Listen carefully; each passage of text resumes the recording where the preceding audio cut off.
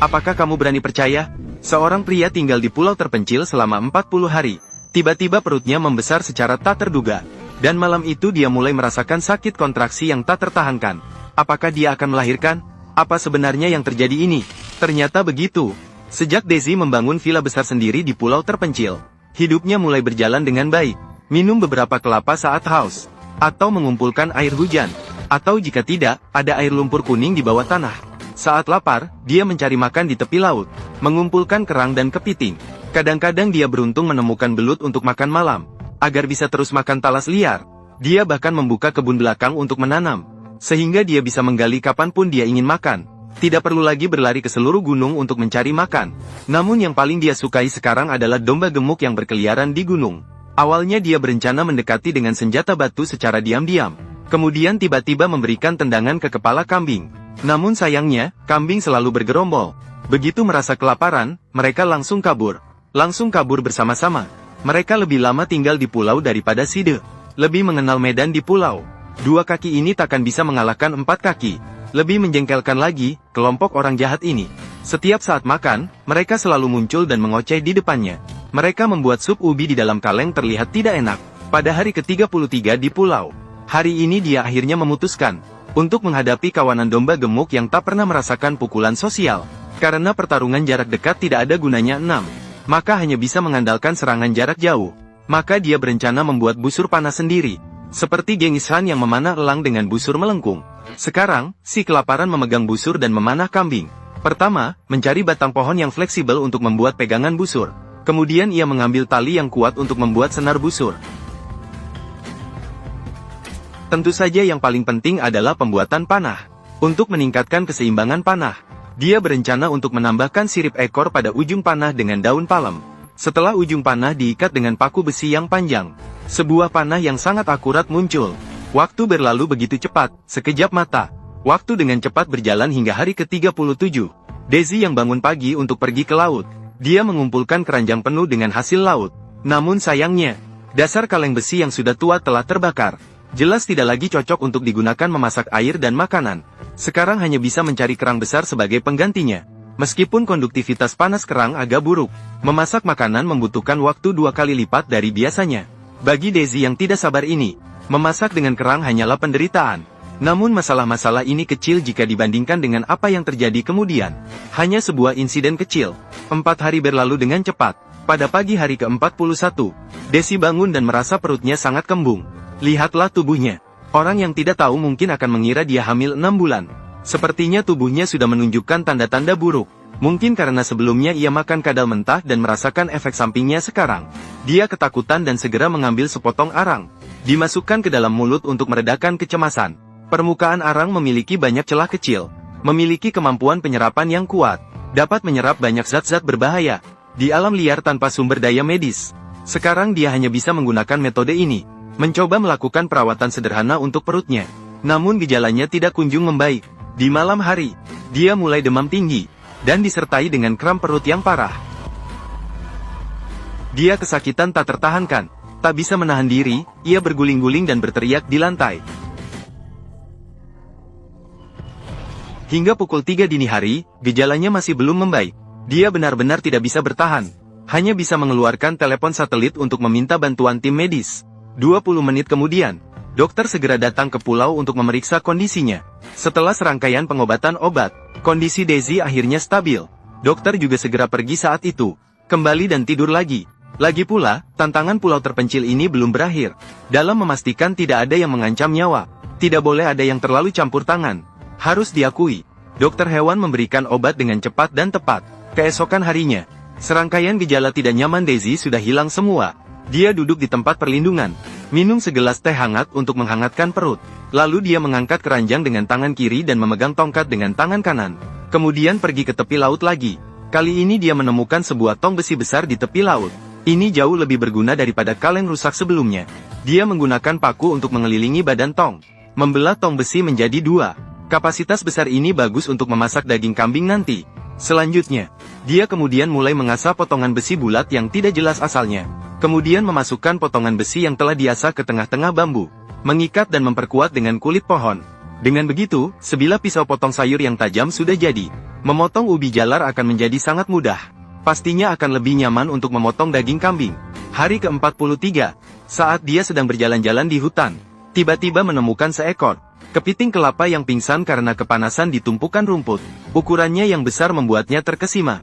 Ukurannya lebih besar dari telur asinnya. Ini adalah pertama kalinya dia menemui kepiting kelapa sebesar ini selama berhari-hari di pulau. Pertama kalinya bertemu dengan kepiting kelapa sebesar ini. Kepiting kelapa adalah jenis kepiting darat terbesar di dunia. Beratnya bisa mencapai sekitar 4 kg. Panjangnya bisa mencapai lebih dari 1 meter. Dan mereka juga bisa memanjat pohon. Pasangan capit besar di dadanya mampu dengan mudah membuka kelapa di pohon. Yang penting adalah daging kepiting kelapa yang lezat, kaya akan protein dan elemen jejak. Hal ini penting bagi Dei yang baru sembuh dari penyakit serius. Seperti menemukan harta karun. Coba dulu cangkang kepiting sebesar telapak tangan. Dagingnya padat dan lezat. Ini juga memiliki aroma kelapa yang samar. Namun saat dia sedang makan, kambing liar yang menjengkelkan itu kembali menggoda Desi. Kali ini Desi tidak akan lagi menahan diri. Langsung mengambil busur dan panah untuk mengejarnya. Begitulah kisahnya. Kambing liar berlari di depan. Kebajikan yang kelaparan mengejar di belakang. Hari ini Desi akan membuatmu sulit melarikan diri. Sayangnya, lingkungan di hutan sangat rumit.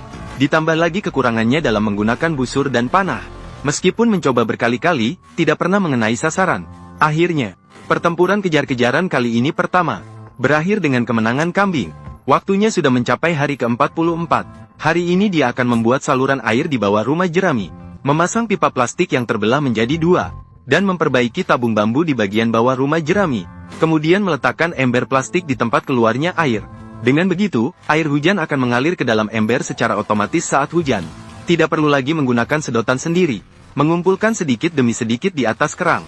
Setelah hujan deras, Desi tiba di tepi pantai, berpikir apakah bisa mendapatkan ikan laut untuk makan siang.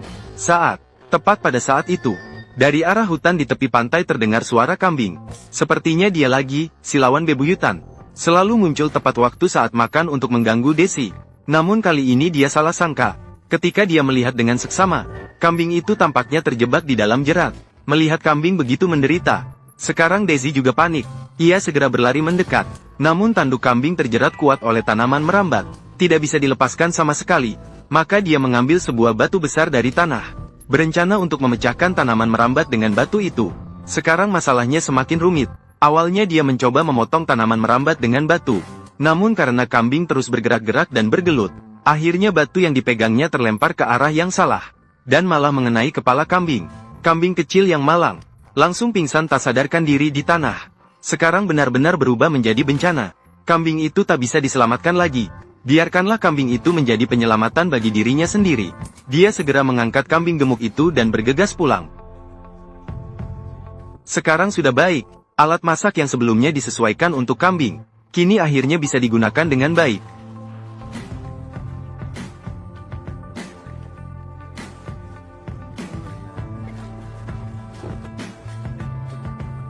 Butuh waktu sehari penuh. Dia memotong seluruh kambing itu menjadi potongan-potongan kecil dan besar.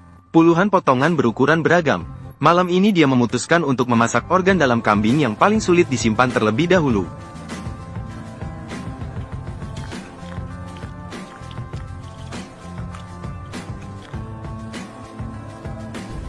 Hari berikutnya, untuk mencegah daging kambing membusuk karena disimpan terlalu lama, dia menggantung potongan daging kambing yang sudah dipotong di balok rumah. Kemudian mengeringkan daging kambing dengan memanfaatkan api di bawahnya. Daging kambing yang dikeringkan bisa disimpan selama setengah bulan. Setelah bosan dengan daging direbus, hari ini dia berencana untuk mencoba cara memasak yang berbeda. Pertama-tama menggali lubang besar di tanah. Kemudian meletakkan lapisan batu di dasar lubang. Kemudian menumpuk banyak kayu di atasnya, sampai kayu terbakar habis. Kemudian meletakkan kaki kambing di atas bara panas. Menutupnya dengan daun palem. Terakhir, menutup semuanya dengan tanah liat. Membiarkan kaki kambing di bawah. Memasak perlahan di bawah suhu tinggi batu dan kayu arang.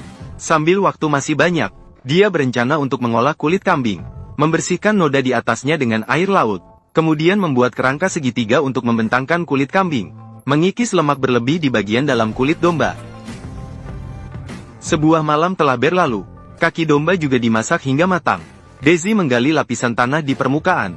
Aroma daging yang harum menusuk hidung. Melihat 4 kaki domba besar yang berminyak di depan mata, air liur tak tertahankan mengalir.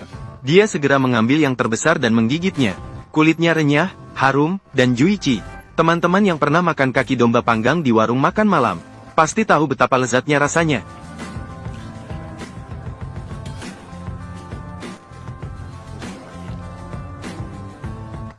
Hari ke-47, telah makan daging domba selama 3 hari. Persediaan sekarang sudah hampir habis. Dia mencoba memakainya terlebih dahulu. Mantel kulit domba yang baru dikeringkan, mulai membayangkan di dalam pikirannya.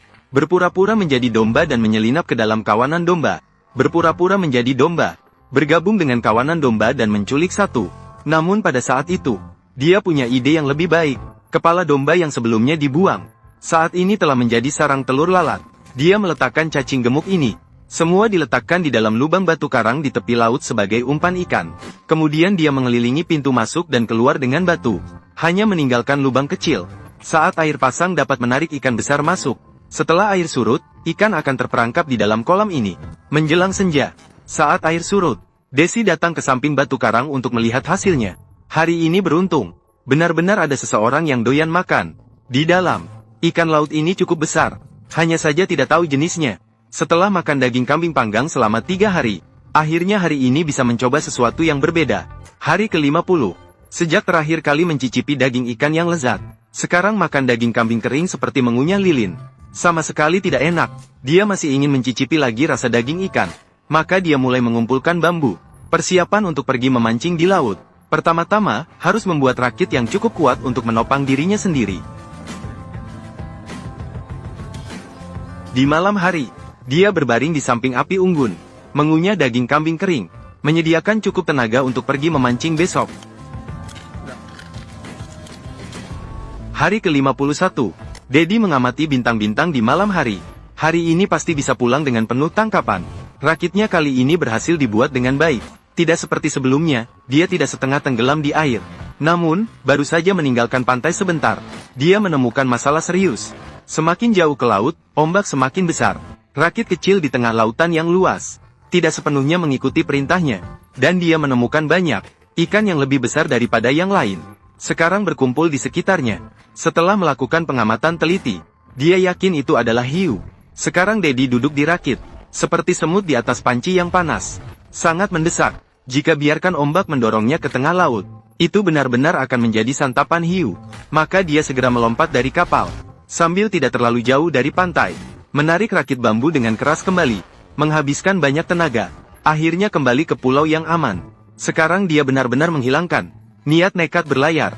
Lebih baik memperbaiki kualitas hidup daripada berlayar dengan nekat. Misalnya membuat kasur kulit domba nyaman, dapat menjauh dari permukaan yang lembab. Itulah yang seharusnya dilakukannya. Hari ke-57, ini adalah momen paling gemilang bagi Desi. Semuanya dimulai ketika dia berada di hutan, menemukan pohon mangga. Meskipun warnanya hijau segar, sepertinya belum matang. Namun karena lapar dan rakus, dia memutuskan untuk memakannya. Dia lebih memilih untuk makan meskipun belum matang. Sayangnya, dia tidak beruntung kali ini, karena mangga terlalu keras. Belum menggigit beberapa kali, mendengar suara klok, tiba-tiba sebuah gigi depan besar hancur oleh mangga. Sekarang bicaranya terganggu. Untungnya yang hancur bukan gigi besar. Kalau tidak, dia akan kelaparan tanpa bisa makan apapun. Harus memilih makanan dengan hati-hati. Waktunya sudah mencapai hari ke-60. Melihat ekspresi Desi, tahu bahwa masa sulitnya sudah berakhir. Hari ini dia harus meninggalkan pulau terpencil yang dihuninya selama 2 bulan. Saat helikopter mendarat perlahan, tantangan 60 hari di pulau terpencilnya berakhir di sini. Hanya saja tidak jelas apakah gigi depan Desi ikut terbawa atau tidak.